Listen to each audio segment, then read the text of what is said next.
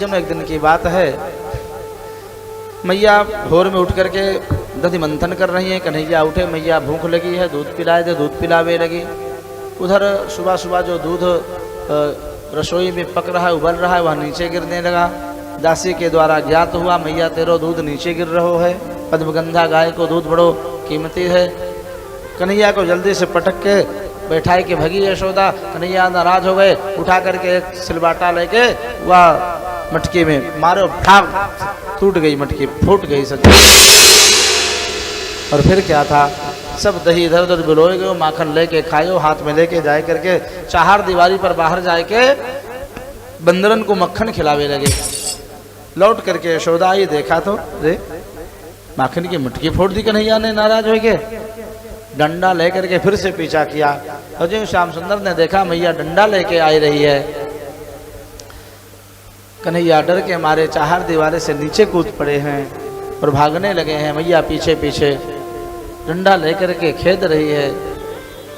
शुक्राचार्य कहते, हे राजर्ष परीक्षित, जिस परम ब्रह्म परमात्मा का कोई अंत नहीं है, आदि नहीं है, मध्य नहीं है, उस परम ब्रह्म परमात्मा को तम मत्वात्मजमव्यक्तम मर्त्यलिंगम अधोक्षरम, उस इंद्रियातीत नारायण को अपना पुत्र मान करके यशोदा पीछे पीछे भाग करके पकड़ने की चेष्टा कर रही हैं।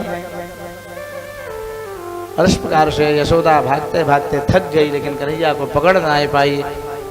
यशोदा हाँफते हाँफते थक के रुक गई और बड़ी तेजी से, कन्हैया रुक जा, ना तो मैं तेरी बड़ी पिटाई करूंगी। कन्हैया भी कुछ दूरी पर रुक गए हैं।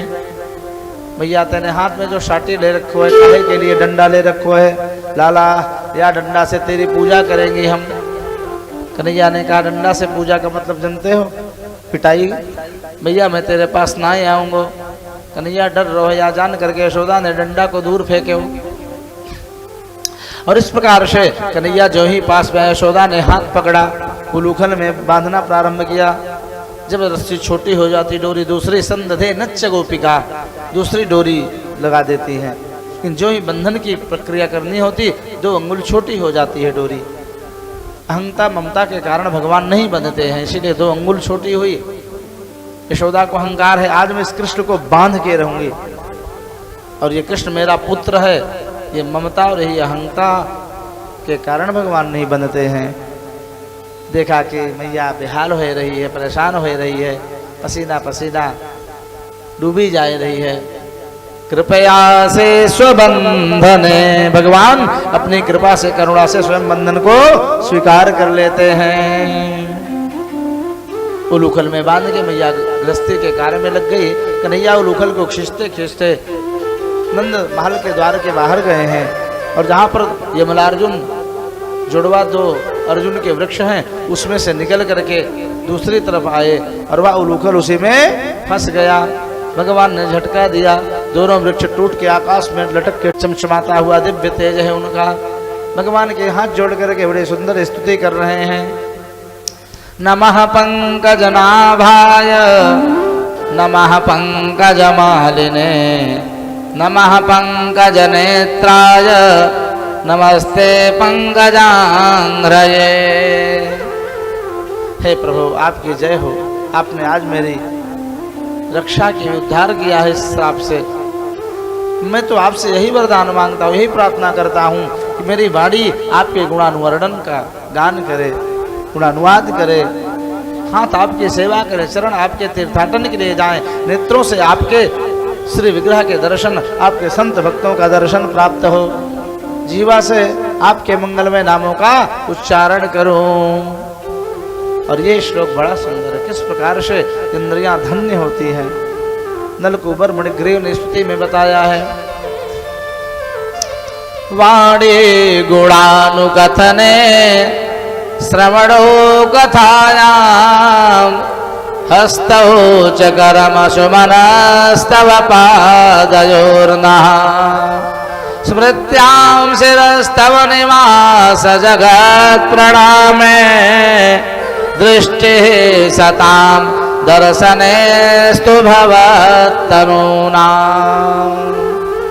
इस प्रकार से स्तुति करके वे दोनों कुबेर के पुत्र नलकूबर मणिग्रीव अपने दिव्य अलकापुरी धाम को चले गए। अब वह वृक्ष टूट करके गिरा, एकाएक बवंडर है नहीं, भूकंप आया नहीं, असमय में वृक्ष को टूटा हुआ ध्वनि सुनकर इसके सब ग्वाल बाल गोपिकाएं भागी भागी यहाँ यशोदा बेहाल हो रही है। मैंने कन्हैया को उलूखल में बांधा, न जाने किधर गयो कहाँ गयो, दिखना आए रहे हो कहीं दब ना जाए।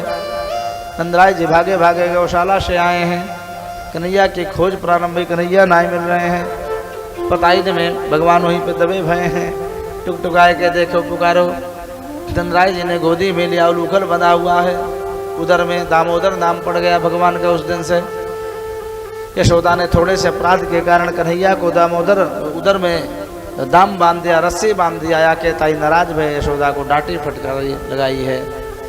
और इस प्रकार से अगले दिन ग्वाल बालों की मंत्रणा की है, मीटिंग की है। बैठ करके मैं कहाँ जाऊँ, क्या करूँ, जा दिन ते हमारे घर में लाला भयो है, पापी कंस अनेक प्रकार के उत्पात करवावे।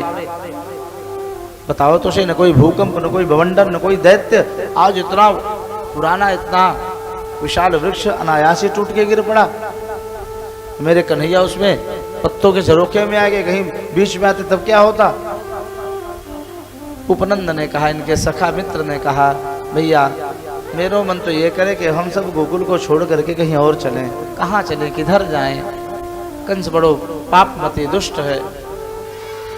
उन्होंने बड़ा सुंदर प्रस्ताव रखा, हम सब वृंदावन धाम चलते हैं।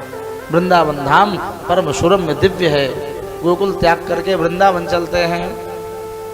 वनम वृंदावनम नाम पशव्यम नवकाननम, गोप गोपी गवाम सेव्यम पुण्ययात्रे तृणवेरुधम। परम सुंदर पुण्य में गोवर्धन जहाँ पर विराजमान है, जमुना की तलहटी है, अनेकानेक प्रकार के उपवन है वृंदावन में। वृंदावन के अंतर्गत 12 उपवन हैं, भांडीर वन, अशोक वन, बेल वन आदि आदि। और इस प्रकार से ये बात सभी ग्वाल बालों को अच्छी लगी, गोपिकाओं को भी अच्छी लगी। नंदराज जी ने कहा, ठीक है भैया, फिर और सब अपनी अपनी तैयारी करो, अपने अपने बैलगाड़ी में अपने अपने आवश्यक सामग्री को लादा है समस्त गोपियों ने, ग्वाल बालों ने। यशोदा रोहिणी सब सामग्री लदवाए करके और अपने अपने लाल को गोदी में ले करके बैलगाड़ी में बैठी हैं। सब ग्वाल बाल संकीर्तन करते हुए वृंदावन धाम की तरफ प्रस्थान करते हैं। आइए हम लोग भी बड़े प्रेम से भाव से कहाँ चलते हैं, वृंदावन धाम।